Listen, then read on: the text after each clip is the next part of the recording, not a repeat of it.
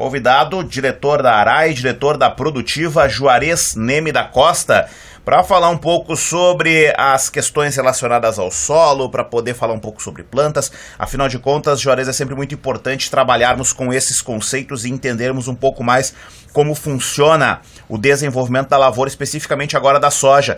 E como pauta principal, Juarez, te agradeço mais uma vez por nos atender. Já te pergunto, qual é a composição ideal hoje para que nós tenhamos um bom desenvolvimento da lavoura da soja? Para as pessoas que não entendem, não compreendem necessariamente a importância de se trabalhar com essa oleaginosa. Obrigado por nos atender. Na realidade, a soja é a cultura predominante na nossa região.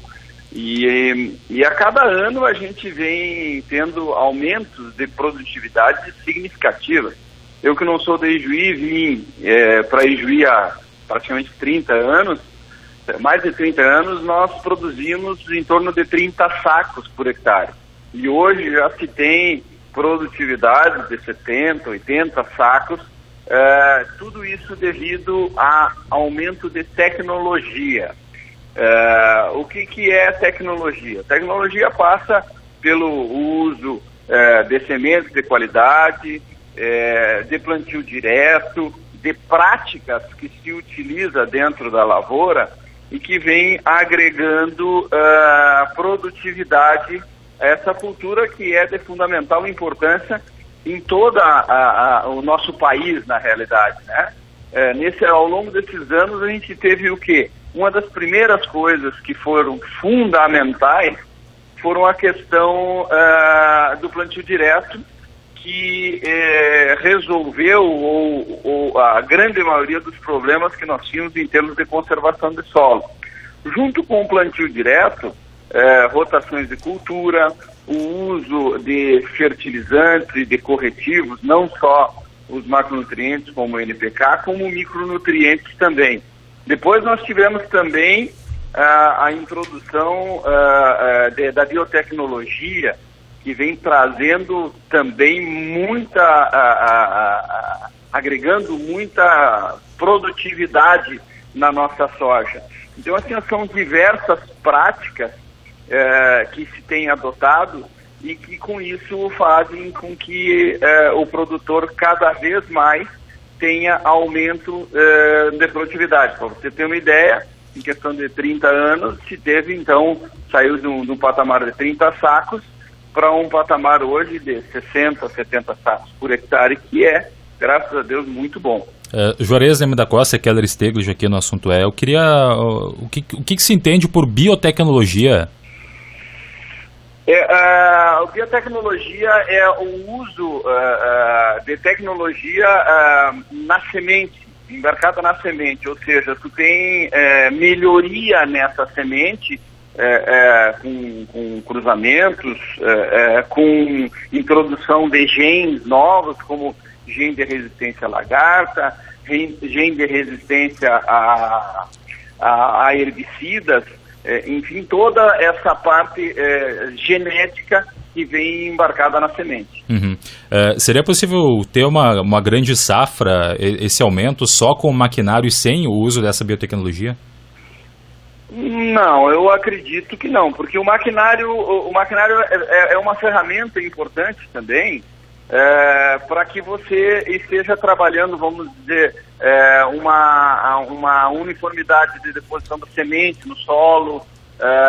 O maquinário é importante para você fazer a aplicação de produtos, mas ele por si só não vai trazer um aumento de produtividade. Se você plantar, por exemplo, uma semente de baixa qualidade, onde você tiver uma germinação baixa ou um potencial, um vigor baixo, ela vai gerar plantas raquíticas, vamos chamar assim.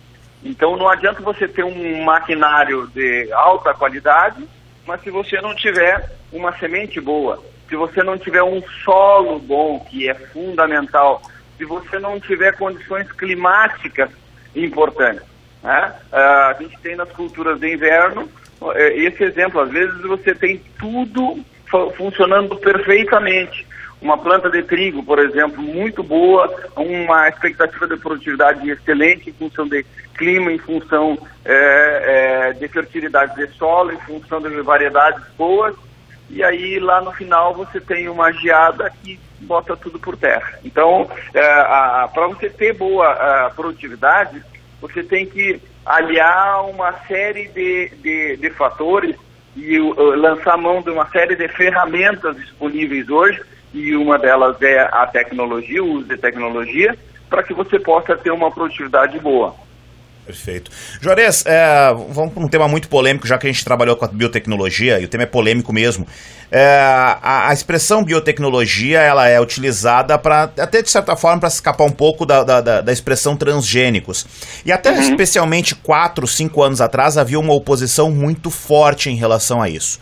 Essa oposição à biotecnologia, ela diminuiu consideravelmente, as pessoas começaram a entender o processo, aquelas explicações que os opositores falavam de que causavam doenças às pessoas, poderiam causar câncer a longo prazo, por exemplo, foram desmistificadas, não foram? O que se pode falar nesta questão da oposição à biotecnologia aos transgênicos? Eu acho que isso diminuiu sensivelmente, né? Eu tenho um pensamento muito claro a esse respeito.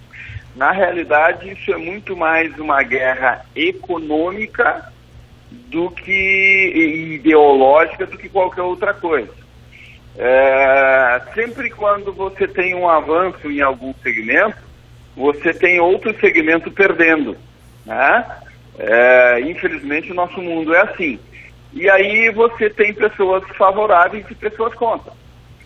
Como não foi comprovado, mas praticamente nada do que as pessoas que eram contra falavam ia acontecer, isso ao longo do tempo foi perdendo a razão. O pessoal começou a desacreditar realmente que os transgênicos poderiam causar problema. Eu não estou dizendo que isso não possa acontecer futuramente, porque ninguém sabe, né? Mas o que eu enxergo? O que é uma transgenia? Na realidade, é o homem fazendo o papel que às vezes a própria natureza faz, às vezes não, normalmente a própria natureza faz com o passar dos anos. Ou seja, nós temos mutações gênicas em todos os indivíduos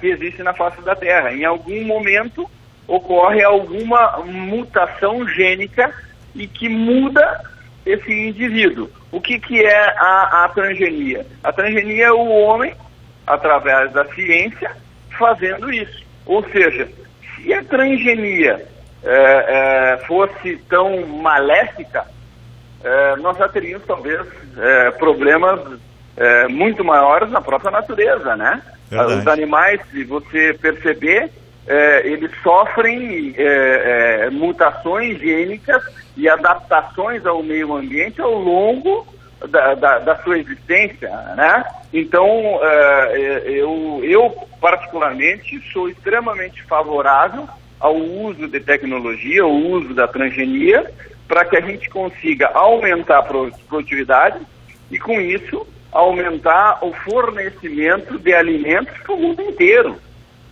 Só que, eu volto a dizer, a grande maioria das vezes existe uma guerra econômica por trás e que as pessoas não enxergam. Sim, importante ouvir isso.